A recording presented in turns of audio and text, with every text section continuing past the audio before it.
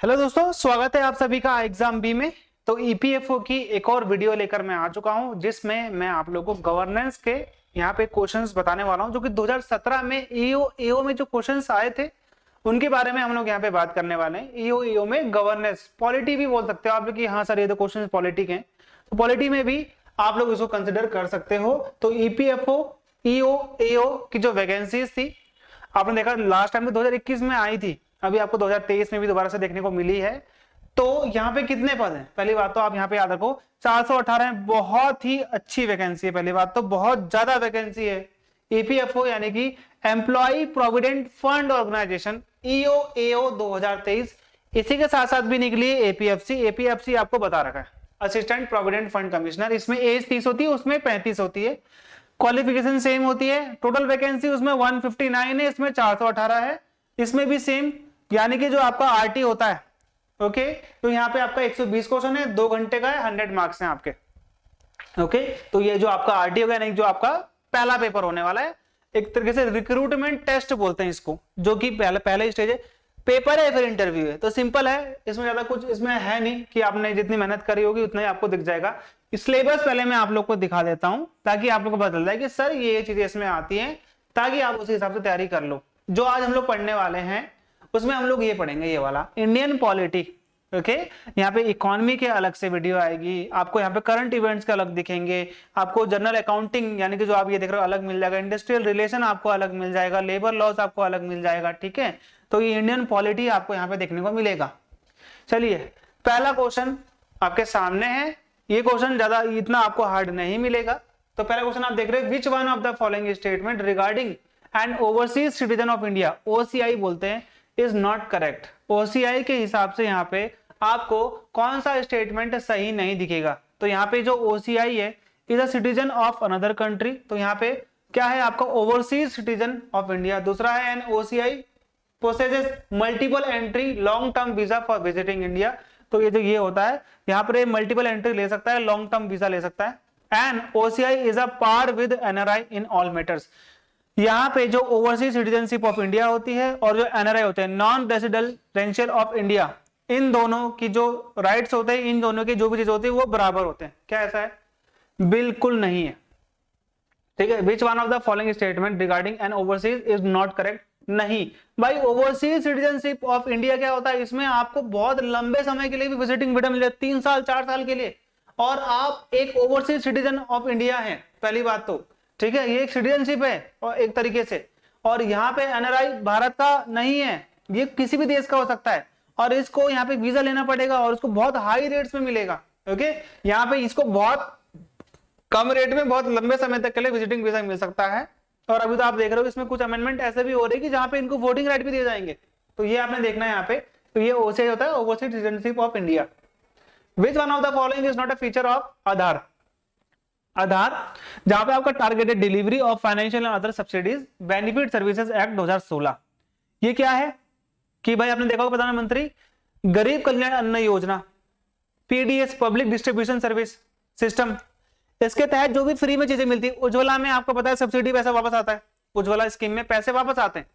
Okay, तो यहाँ पे जो भी फाइनेंशियल आपको हेल्प देनी है, जो भी फाइनेंशियल आपको चीजें करवानी है, तो यहाँ पे क्या है पार्टिकुलरली जो आपको फाइनेंशियल हेल्प देनी है, उसके लिए आपका जो आधार है उसमें क्या क्या चीजें हैं, इसके बारे में यहाँ पे आपको फीचर इनमें से कौन सा नहीं है। तो only citizen of India are entitled for enrolment under this act. तो यानी कि जो सिर्फ इंडियन है वो ही सिर्फ इसमें एनरोलमेंट करवा सकते हैं। दूसरा है बोथ डेमोग्राफिक, बिल्कुल डेमोग्राफिक एंड बायोमेट्रिक इंफॉर्मेशन यहाँ पे सबमिट करनी होती है, यानी कि डेमोग्राफिक आप कहाँ पे रहते हो, बायोमेट्रिक आपके हाथ का, आपका आइरिस का, यहाँ पे आपको इंफॉर्मेशन देनी होती है। तो ये जो यूआईडीएआई है, unique identification authority of India, ये रिस्पॉन्सिबल है आपके ऑथेंटिकेशन के, यानी कि आपके ऑथेंटिकेशन जो भी हुआ है उसके लिए रिस्पॉन्सिबल है। It is responsibility of the unique UIDAI to ensure the security of identity of the individual, यानी कि जो भी आपकी डाटा आपको दिया गया है, जो भी आपने डाटा दिया है, उसकी सिक्योरिटी के लिए UIDAI जिम्मेदार। बिल्कुल यहाँ पे बिल्कुल सही एक तरीके से आप देख रहे हो, ये बी सी और डी बिल्कुल सही है। यहाँ पे ओनली सिटीजन, बाहर के लोगों को भी यहाँ पे एनरोलमेंट दिया जाता है, तो ये नॉट करेक्ट है, नॉट करेक्ट बोल रहा हूं मैं, नॉट अ फीचर। तो तो यहाँ पे ये इसका फीचर नहीं है, ऐसा कुछ भी यहाँ पे नहीं बोला गया है इस एक्ट में। ओके, तो वो सही नहीं है। फोर्स लेबर, फोर्स लेबर आप देख रहे हो ना, फोर्स लेबर का मतलब क्या होता है कि भाई आप बंधुआ मजदूरी आप करवा रहे हो, एक तरीके से बेगर यानी कि भीख मंगवा रहे हो, is a violation of which one of the following, कौन से आर्टिकल के तहत आपको ये वायलेशन देखने को मिलता है। आर्टिकल 16 क्या है, आर्टिकल 16 ये कहता है कि सरकारी नौकरियों में समान प्रिविलेज आपको दिया जाएगा, लेकिन आप देख रहे हो रिजर्वेशन तो होता है। रिजर्वेशन इसलिए है ताकि आप जहां पर हो आपके ऊपर तक लाने के लिए हमने उसको रिजर्वेशन दिया है। और ये आप देख रहे हो 16, तो ये जो 16 है आर्टिकल 16 क्या होता है, आर्टिकल 16 यहां पे आपने देखा होगा पब्लिक एम्प्लॉयमेंट, पब्लिक एम्प्लॉयमेंट में आपको क्या देना है यहाँ पे, एक तरीके से समानता लेके आनी। आर्टिकल 17 क्या है, छुआछूत, जिसे हम बोलते हैं अनटचेबिलिटी, अनटचेबिलिटी को खत्म करना है, छुआछूत को खत्म करना है। आर्टिकल 19 क्या मिलेगा आपको, आर्टिकल 19 है राइट टू फ्रीडम, आजादी। इसी के अंतर्गत आपको 6 अधिकार मिलते हैं, और 6 अधिकार कौन कौन से हैं जल्दी जल्दी बताता हूं। असेंबल होने के, ठीक है, एसोसिएशन बनाने के, असेंबल होना यानी कि एक जगह एकत्रित होने का, संस्था बनाने की, अपनी कोई भी एक एसोसिएशन बना सकते हो। आप क्या कर सकते हो, पूरे भारत में कहीं भी घूम सकते हो, ओके, आप कहीं भी घर बना सकते हो, ओके, ये दूसरा है। अब इनमें एक तरीके से यहाँ पे हमने लिमिटेशन लगा रखी है, वो आपको नहीं इतना करना है। कोई भी ट्रेड आप यहाँ पे क्या कर सकते हो, एक्सेप्ट कर सकते हो, कोई भी ट्रेड आप अपना पर्टिकुलरली क्या है अपना कोई भी ट्रेड आप ले लीजिए, ओके। ये आपको मैंने 5 बता दिए, छठा आप मुझे कमेंट में लिख के बताना। आर्टिकल 23 और 24 क्या है, यहाँ पे आपका क्या है, बंधुआ मजदूरी, बाल मजदूरी और भीख मांगने की आपका आर्टिकल 23 में आता है। 24 में आपको यहाँ पे और भी चीजें मिल जाएंगी, जैसे कि आपका क्या मिल जाएगा, ह्यूमन ट्रैफिकिंग, जैसे बेचते हैं ना लड़कियों को बच्चों को, तो वो भी 24 के अंतर्गत आता है। आर्टिकल 23 आ गया आपका किसमें, बंधुआ मजदूरी में, ओके। तो यूपीएससी का कोर्स है आपके लिए, इसमें हम आपको पूरा एमसीक्यू से रिलेटेड आपको क्वेश्चंस यहाँ पे सब चीजें देने वाले हैं। तो 20 मॉक टेस्ट है यहाँ पे, 6 पीवाईक्यूज है, 4000 से ज्यादा क्वेश्चंस आपको देखने को मिलेंगे। एनरोल करवा सकते हैं आप, आपको वेबसाइट में जाना होगा और दिए हुए नंबर पे कॉल करना होगा। कुछ फीचर है हमारे, आप देख सकते हो मैं आपको कैसा पढ़ा रहा हूँ, इसी प्रकार से आपको वहां पे क्वेश्चंस देखने को मिल जाएंगे, इसी प्रकार से आपको कोर्स भी देखने को मिल जाएगा। चलिए, विच one of the following statement regarding the constitution assembly of India is correct, यानी कि अगर मैं बात करूं यहाँ पे संविधान सभा की, तो इनमें से कौन सा सही नहीं है। पहला क्वेश्चन आप देख सकते हो कि जो कॉन्स्टिट्यूशन असेंबली थी इसमें मेंबर कौन से थे, वो मेंबर थे जो इनडायरेक्टली चुने गए थे, कहां से, प्रोविंशियल लेजिस्लेटिव असेंबलीज थे, यानी कि जो हमारे प्रांत थे। पहला तो ये कह रहा है, यहाँ पे क्या हो रहा है, नॉट करेक्ट, तो यानी कि ये बिल्कुल ठीक है। The constitution assembly held it first meeting, बिल्कुल सही है कि जब हमारी संविधान सभा थी पहली बार 9 दिसंबर को मिली थी, बिल्कुल ठीक है। इसके बाद 11 दिसंबर को मिली है, 9 दिसंबर में जब मिली थी तो अध्यक्ष चुना गया था किसको, सच्चिदानंद सिन्हा को। जब 11 को मिली तब चुना गया राजेंद्र प्रसाद को। तीसरा बोल रहा है the seat in each province were distributed among the 3 main communities Muslim, तो बिल्कुल नहीं, जो सीट थी वो डिस्ट्रीब्यूट नहीं करी गई थी। क्या डिस्ट्रीब्यूट करी गई थी, बिल्कुल मैं आपको ऐसे बोल रहा हूं, ये कम्युनिटीज मुस्लिम, सिख और general in proportion to their respective population, population के हिसाब से सीटों को बांटा गया था। 3 मुख्य इसमें क्या थे बांटने के क्राइटेरिया, तो सही है। The method of selection is the case of representative of India state to be determined by the government general of India. देखिए 399 टोटल आपको सीट मिलेंगी हमारी कॉन्स्टिट्यूशन असेंबली में, और आपको पता है, ठीक है, 389 था सॉरी, और आपको पता है कि पार्टीशन के बाद 99 यानी कि जो 99 सीट्स थी, यानी कि जो 100 सीट्स थी वो लेके चले गए थे, 90 सीट्स ये लेके चले गए थे पाकिस्तान वाले। तो यहाँ पे आपको कितनी सीट्स मिल जाएंगी, 299 सीट आजादी के बाद। तो इनका चुनाव कैसे हुआ था, इनका चुनाव हुआ था पर मिलियन, 1 मिलियन में एक बंदा, उस टाइम पे जनसंख्या जितनी थी उसके हिसाब से आप इसको क्या कर सकते हो, डिवाइड कर सकते हो। तो यहाँ पे जो ये चुने गए थे इनडायरेक्टली तो चुने गए थे, लेकिन इसको गवर्नर जनरल ऑफ इंडिया ने नहीं चुना था, पहली बात तो, ओके, इन्होंने नहीं चुना था, ये आप यहाँ पे ध्यान रखना। तो ये वाला हमारा डी गलत हो गया। चलिए अगला है, विच one of the following is not a constitutional body, इनमें से कौन से संवैधानिक निकाय नहीं है। संवैधानिक निकाय क्या होता है, संवैधानिक निकाय होता है जिसका जिक्र आपको संविधान में देखने को मिलेगा, जिसका जिक्र आपको संविधान में देखने को मिलेगा। संविधान में लिखा है अगर कि इलेक्शन कमीशन होना चाहिए, तो वो एक संवैधानिक बॉडी है। जो संवैधानिक बॉडी नहीं है, क्या वो संवैधानिक नहीं है तो सरकारी नहीं होगी, क्या वो कानूनी नहीं है, होती है। अगर वो संविधान में नहीं लिखा गया या तो उसको ऐड करा जाएगा, यदि वो संविधान में नहीं लिखा गया तो उसको यहाँ पे लोकसभा के द्वारा कानूनी मान्यता दी जाएगी। स्टैट्यूटरी बॉडी बोलते हैं। सेबी का नाम तो नहीं था, सिर्फ आरबीआई का नाम मिल जाएगा आपको, सेबी का नाम तो नहीं मिलेगा ना आपको, सेबी का नाम नहीं है, सेबी का नाम संविधान में नहीं है, तो सेबी क्या नहीं आएगा। सेबी एक संवैधानिक निकाय नहीं है, लेकिन वो एक वैधानिक निकाय है, ये एक स्टैट्यूटरी बॉडी है। तो ये आपने ध्यान रखना है यहाँ पे। स्टैट्यूटरी इसको 1992 में मिला था। तो election commission of India article 324 में मिल जाएगा आपको। फाइनेंस कमीशन आपको आर्टिकल 280 में मिल जाएगा भारत के। द ऑफिशियल लैंग्वेज कमीशन भी आपको आई थिंक कितने ही मिलेगा, 300 समथिंग में ही है, 346 समथिंग इतने में है। तो ये आप बताना मुझे किसमें। The national commission for women, ये आपको कहीं भी नहीं मिलेगा भारत के संविधान में। तो ये एक कॉन्स्टिट्यूशनल बॉडी नहीं है, लेकिन ये एक वैधानिक बॉडी है। वैधानिक निकाय बोलते हैं ना, वैधानिक बॉडी तो जरूर है, यानी कि ये क्या है, स्टैट्यूटरी बॉडी है, स्टैट्यूटरी बॉडी है ये एक। ओके, चलिए अगला क्वेश्चन देख लेते हैं। पंचायत, पंचायत होती है ना, पंचायत है आपका 73rd अमेंडमेंट एक्ट, और क्या है, ईयर 1992 है। और यहाँ पे शेड्यूल अगर आपसे पूछेगा तो 11th शेड्यूल है।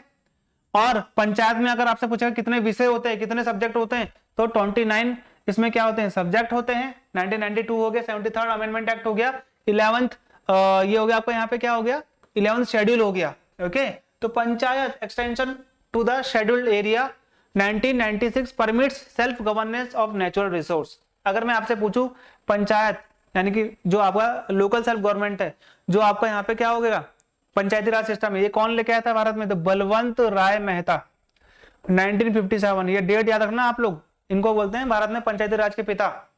तो ग्राम सभा, राइट आंसर हमारा क्या है कि जो पंचायत है ये सेल्फ गवर्नेंस को ज्यादा नेचुरल रिसोर्स मानती है, जो कि हमारे नेचुरल रिसोर्स है। मान लीजिए किसी जंगल में बहुत सारे यहाँ पे क्या है, रिसोर्सेज हैं, और इसके पास एक गांव रहता है, तो इस गांव को मेंटेन करने का, गवर्नेंस करने का रिसोर्स, मान लीजिए यहाँ पे बहुत सारे रिसोर्सेज हैं कुछ भी, तो इसका हक किसके पास जाएगा, हक उस गांव वालों के पास जाएगा। तो यहाँ पे क्या हो गया, ग्राम सभा is the right answer.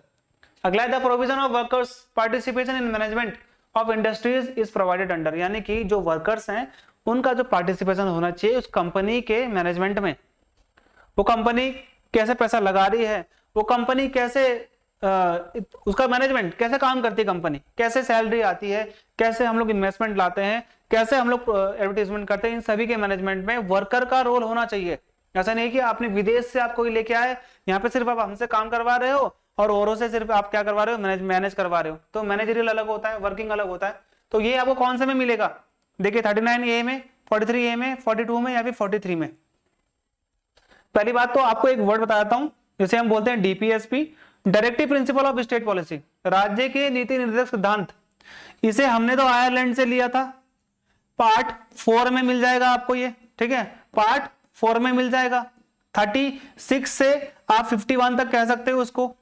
Okay, कुल आपको यहाँ पे बहुत सारे तत्व मिल जाएंगे ऐसे जो कि किसी एक राज्य के लिए, राज्य का मतलब देश हो गया, उसके लिए बहुत जरूरी है। ओके, गांधी जी के कहने पर लाया गया था इसको, डीपीएसपी को। ये हमारे संविधान का सबसे इंपॉर्टेंट भाग है, सबसे नेग्लेक्टेड भाग भी यही है। 36 से 51 आपको ये देखने को मिल जाएगा। चलिए, तो आर्टिकल 43 में आपको मिलेगा ये कि भाई जो वर्कर का पार्टिसिपेशन है ये कंपनी के मैनेजमेंट में होना चाहिए। अब यहाँ पे बोल रहा है which one of the following comes under the state list under the 7th schedule of the constitution of India. Bharat की अनुसूचियां टोटल 12 हैं। उस 12वें में आपको मिलेगी 7th शेड्यूल, 7वीं अनुसूची, जिसमें आपको मिलेंगी 3 लिस्ट। 3 लिस्ट का मतलब क्या होता है, जो भी पावर्स हैं, जो भी कार्य हैं, यूनियन ने क्या करा है, उन पावर्स को 3 भागों में बांट दिया है। जो शक्तियां दी हैं वो 3 को दी हैं। एक तो दी है संघ को, जिसको हम बोलते हैं यूनियन, फिर दी है राज्य को, जिसे हम बोलते हैं स्टेट, और तीसरी दी है यहाँ पे कंकरेंट, जिसे हम बोलते हैं समवर्ती, जिसमें कानून राज्य और स्टेट दोनों बनाएगा। ओके, अब यहाँ पे आप सबसे इंपॉर्टेंट क्या समझना कि जो संघ है, राज्य है और कंकरेंट है। संघ सूची में कानून सिर्फ सेंट्रल गवर्नमेंट बनाएगी, राज्य में सिर्फ स्टेट गवर्नमेंट और कंकरेंट में दोनों बना सकती है। और एक और चीज बताता हूं कि अगर कानून राज्य और यूटी दो यूनियन है, मतलब कि सेंट्रल गवर्नमेंट ने भी एक कानून बनाया, स्टेट ने भी एक कानून बनाया, ओके, तो इन दोनों में से किसका कानून चलेगा, यूनियन का चलेगा। ठीक है, सेम चीज पर कानून बनाया है, तो अगर स्टेट का नहीं चलेगा फिर। ओके, तो यहाँ पे आप देख लीजिए, इसमें से ये बता रखा है इन्होंने कि इनमें से कौन सा? आपका स्टेट लिस्ट में आएगा। तो relief of the disable and unemployment, बिल्कुल। Regulation of labour and safety in mines, तो यहाँ पे रेगुलेशन आपसे पूछा गया है, ठीक है, तो ये बहुत इंपॉर्टेंट है आपके लिए। Regulation of labour and safety in mines, तो जो रेगुलेशन होने चाहिए लेबर्स के लिए, सेफ्टी और माइंस का ये पूरा ध्यान कौन रखता है? ये ध्यान रखता है सेंट्रल गवर्नमेंट। ओके, ये कंकरेंट भी हो जाता है आपका। Regulation and control of manufacture supply and contribution of salt, तो ये आपका यूनियन गवर्नमेंट यानी कि यूनियन लिस्ट में आएगा आपका। Social insurance security and social insurance, तो ये आपका हो गया कंकरेंट। ये सेंट्रल गवर्नमेंट भी करता है क्योंकि उसके पास भी सरकारी एम्प्लॉय होते हैं, स्टेट गवर्नमेंट भी करता है क्योंकि उसके पास भी सरकारी एम्प्लॉय होते हैं, तो ये कंकरेंट में आएगा। ये आपको तो मिल जाएगा, ये आपको मिल जाएगा सिर्फ यूनियन लिस्ट में, ये आपको मिल जाएगा कंकरेंट में। पहला वाला आपको मिलेगा स्टेट में, यानी कि जो असहाय होते हैं, डिसेबल होते हैं, अनएम्प्लॉयड होते हैं, तभी आपने देखा होगा बेरोजगार भत्ता, आपने सुना होगा ना बेरोजगार भत्ता, तो ये जो बेरोजगार भत्ता है ये दिया जाता है सरकार, राज्य सरकार के द्वारा। तभी तो आपने देखा होगा दिल्ली दे रहा 6,000 रुपए, मतलब बेरोजगारों को लुभाने के लिए यहाँ पे जो बेरोजगार है उन सभी के लिए राज्य सरकार करती है। तो ये आप याद रखना, शॉर्टकट मैंने आपको बता दिया, बेरोजगार राज्य। ओके, तो बेरोजगार से याद रखना, बेरोजगार किसका एक तरीके से सब्जेक्ट है, वो है स्टेट लिस्ट का। और बेसहारा असहाय के लिए भी आपको कौन काम करेगा? स्टेट काम करेगा। तो ये थे हमारे कुछ क्वेश्चन गवर्नेंस के। कैसे लगे आपको? आपने वीडियो में जरूर बताना है, और कुछ भी इसमें इंप्रूवमेंट आप चाहते हो कि और क्वेश्चंस आए, तो आप मुझे कमेंट में लिख कर जरूर बताएं। चलिए मिलते हैं हमारे अगले वीडियो में, तब तक के लिए गुड बाय।